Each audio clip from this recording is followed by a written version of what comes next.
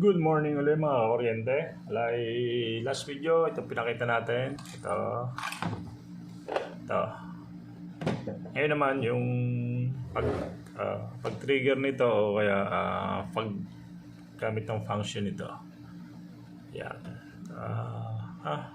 Manual push station, manual call point, manual pull station. Yun. Ayun siya.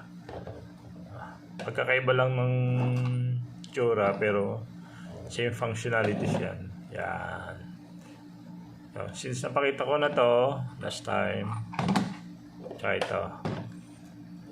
ito, ganun naman ang pag trigger, press mo, tapos push pababa. Nakita nyo, yung dilaw yan. Pag na-push mo na yon, matitrigger na siya. Yun. Ito na ang pag-reset. Susi. Dito kailangan mo ng access key, yung parang plastic.